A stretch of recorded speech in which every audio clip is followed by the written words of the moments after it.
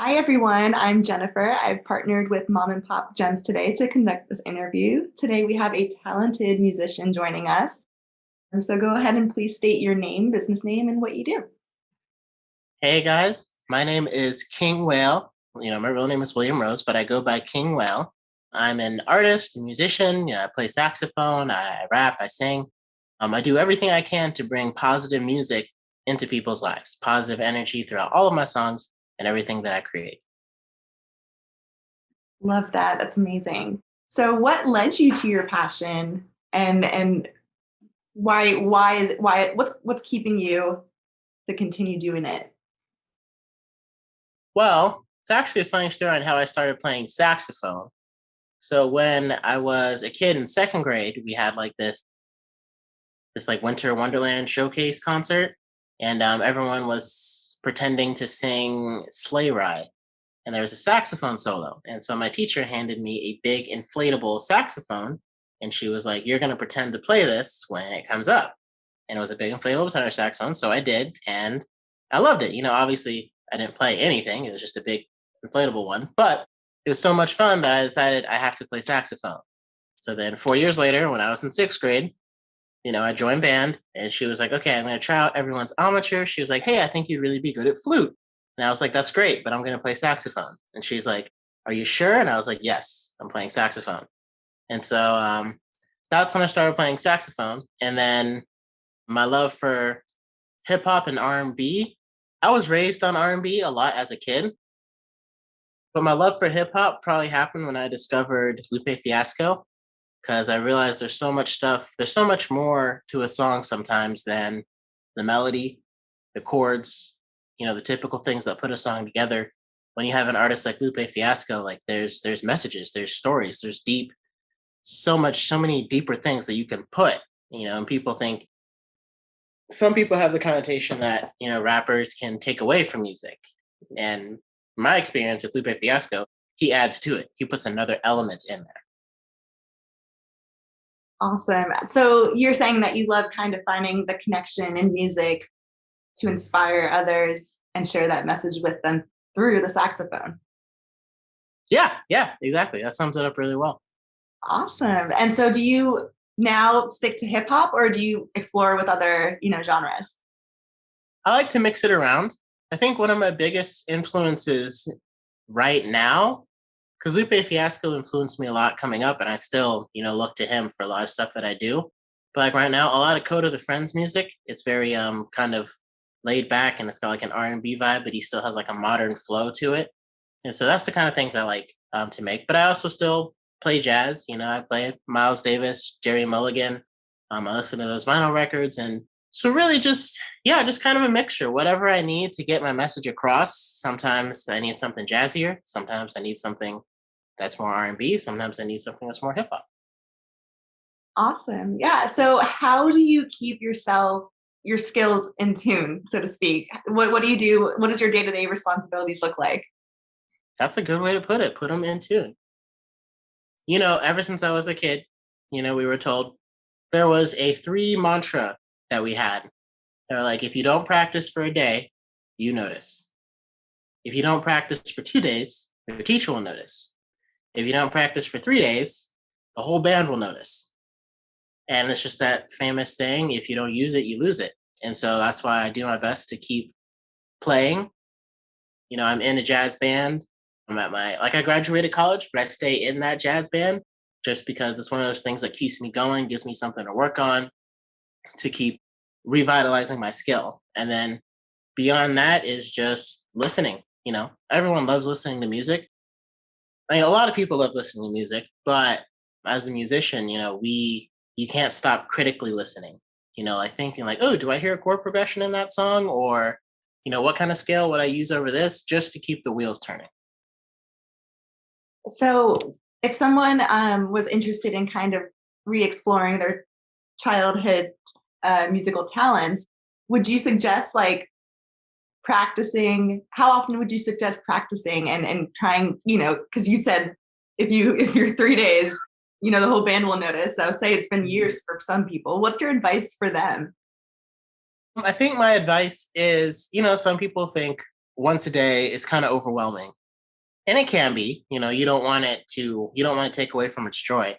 But I mean, someone once told me that it's like, you could either plan to practice for an hour for a whole week and be like, I'm going to practice for an hour, and then something comes up and something comes up. And then finally on Friday, you practice for that hour.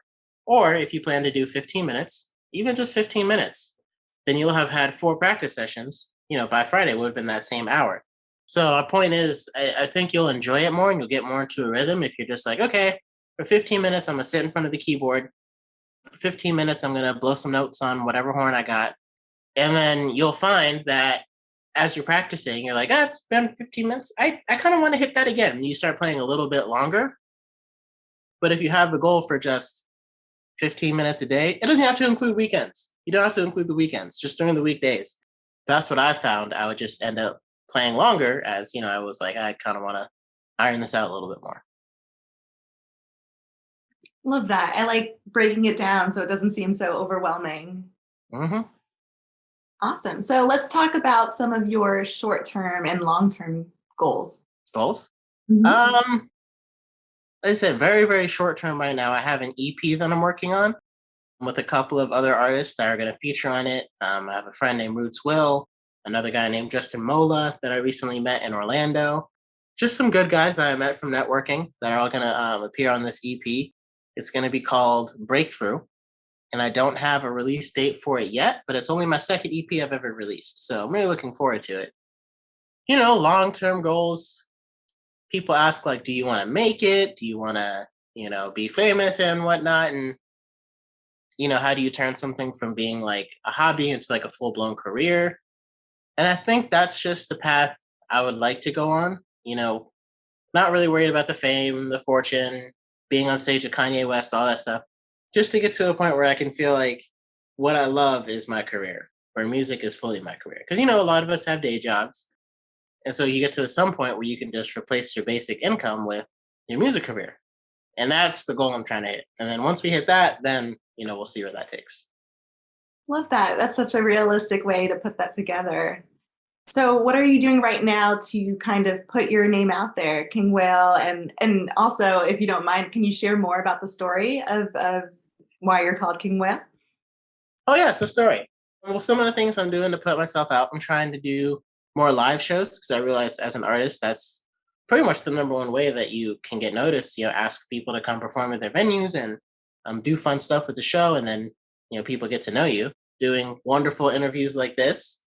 Thank you guys so much for reaching out to me because this is one of the things I'm trying to do. So like I said, get the name out there. The name King Whale is very interesting. So like I said, my real name is William Rose. And for a long time, I will go by Will. Then in middle school, someone, instead of calling me Will, they started calling me Whale. And somehow it just kind of stuck for a long time. And so that's what I chose as my moniker, just Whale, all through like 9th grade, 10th grade. And then it was like, there's something missing. And I didn't want to be Lil Whale or like, Big Whale, like Big Sean or something. And so I ended up choosing King because to me, the way King Whale kind of stands for is more of being in control of yourself. Kind of like I think someone said it in a song, like if you consider your mind as a kingdom, you got to be the king of it. And so that's what I consider what I think of as king. It's like taking control of myself, my life, being in charge. And that's what the King Whale is supposed to mean. That's a great, great story. That's awesome. And by the way, we're also grateful for you to join us and take time away from your schedule. I know it's difficult with, day-to-day jobs and then squeezing in practices and, so we do appreciate you taking the time as well. Yeah, yeah. Awesome. So, okay, so obviously one question we have to bring up is how has the pandemic affected? We're in round 3. So how has that affected you? You're performing, the saxophone and any other pipeline of scheduling. Well, it's been insane. Honestly, that's the only way to describe it. Musicians all around have been hit hard with this. We do shows live. You go out in public, and so I was just looking to start getting into doing more live stuff by myself as an artist because I would guest star for other people like playing saxophone. But it was like, okay, now King Whale's going to do a show, and that's kind of when the pandemic first hit. And so, like even, getting friends and family to come out to a show is tough because it's like you don't want to put them at risk, by getting COVID, even with the vaccines being available, it's still now this variant is going crazy. And so I think it's going to take a little bit for the music industry to recover and get back on its knees. I know we've been in this for like 2 years. It's like our first year at my college where I play saxophone, our jazz combo still went on, but they completely canceled our jazz band for an entire year. I think it was a year and a half. So usually that's like, 20 something members. You got a drummer, you got five saxes, five trombones, five trumpets. That was all canceled. The school couldn't have it. And so we finally had jazz band together this past couple of semesters. And it was fun. But, it's like when you start to build chemistry as a group, after you haven't played together in a whole year, you kind of got to build all that back up. So I think that's kind of what we've been doing. And so, like I said, they say this strain isn't as detrimental. So I just hope the more people, the more that we can do to stay safe, the quicker we'll go back to normal, music wise. But yeah, it's definitely hit hard. It's definitely hit hard. Gotcha. Yeah, definitely. It's definitely hit a lot of industries, and music is included in that. So, what are some ways, on a more positive note, what are some ways that you like to give back to the community outside of, sharing inspirational messages in your music? One of my favorite ways is, we all like Applebee's and like McDonald's and, to go eat food and stuff. But, if you're driving around your community and you're thinking about going out for dinner, I look for the local businesses, the mom and pop ones, the people that you might see on the street. They might have been some of the ones that I played at too. And, just going and eating there and seeing how good their food is and, and posting, hey, this is great on social media. It takes a sec. We're all on our phones all the time. I'm guilty of it too. But even just something like that, you can help someone out, help out a fellow. Because like a small business owner is kind of like an artist, they're trying to get their name out there. And so in that way, we can help them. Yeah, I can't tell you how many times we've thought about going to like a big chain place like Olive Garden or something like that. And instead we're just like, let's go to this mom and pop place around the street. Let's go to this local one. And I think it really helps build morale in your community and you get to know the people in your community. And that's just a very small thing, but that's just the first thing that comes to my head when I'm like, what do I want to do to get back to where I live? That is such a good idea. A lot of people think so big, it doesn't need to be so big. You can take small steps in giving back to the community, and especially for small local businesses. You're right in that they are the character of the neighborhoods and the communities. So that's a really, really great tip for people to take from this interview for sure. Thank you. Yeah. So we already talked about your music and how your passion for it. Let's talk about your childhood and your family. Do you have any siblings? Are you married? What's your story? Yes, I have two siblings, an older sister and a younger brother. My older sister is 4.5 years older than me. So I think she's 27. And my little brother is 21, I want to say. I don't keep their ages very well. Sorry.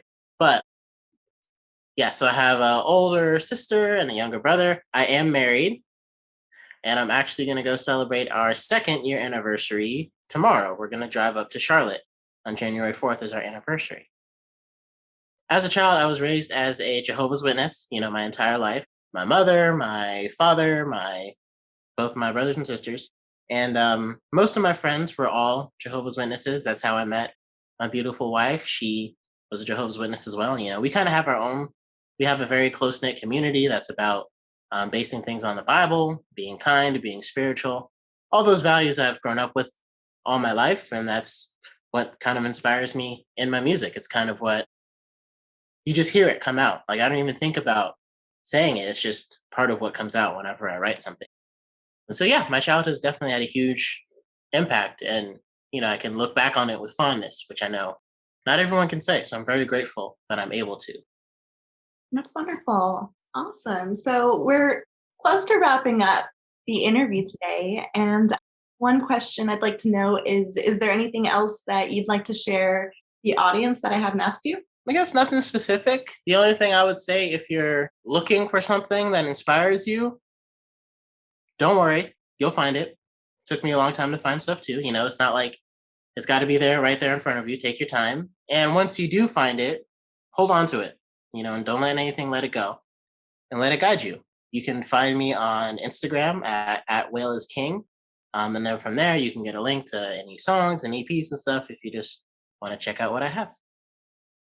Perfect. I didn't know if I was muted or not. Okay, I was gonna say, perfect.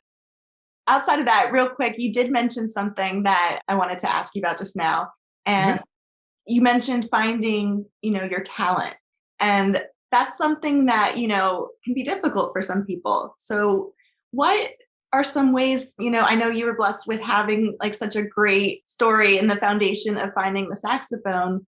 But Mhm. let's say someone who has been stuck in like the day to day job, is kind of over it with the new digital era and working from home, that they want to start exploring their own talents. What advice would you give to them to, kind of inspire creativity and find, what that passion is? I would say don't be afraid. 'Cause like I said, my first passion, saxophone, was kind of handed to me, on a platter. I didn't really have to look much to find it. But like my second passion for rap and hip hop, I discovered because I was in my dad's car as a kid, and a rapper just rapped a verse on some guy's R&B song. I think it was a John Legend CD, something like that. And I was like, this is cool. But I kind of put it away because I was like, rap, connotation. I couldn't. I avoided it for a long time, but it kept coming back to me, and eventually I kept seeking it out. And eventually I couldn't stop myself from getting wrapped up into it and learning more about it. Discovering artists like Lupe, Talib Kweli, Mos Def, guys like that. And so I would say, I guess, don't be afraid, and don't be afraid to look where you haven't looked before. A lot of it just comes from meeting new people, or sometimes, I don't know, I'm trying to think of the exact way to put it. Sometimes it comes from meeting new people, trying new things. Right now in the pandemic, it's tough to get out of the house, but there's stuff you can do online. There's this website called Sessions, where artists do like camera concerts, like from their virtual. I just went to a party where we did a bunch of dancing, and it was all virtual.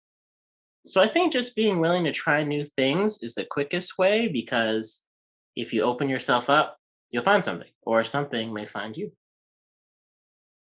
Such a great way to put that. I love that. Thank you again for joining us today. And one more time, how can people access your music if they wanted to listen? The easiest way is to go on my Instagram, and it's at Whale is King. And from there, it'll send you a link to whatever you got: YouTube, Spotify, this title, Apple Music, that one, all the other ones. They're all on there. They're all on there. Perfect. Okay, awesome. Yeah, definitely recommend everyone to check out his music. We have been so lucky to have you join us today. And to conclude this interview, just want to say thank you again. And yeah. Thanks for having me. This was such a great experience.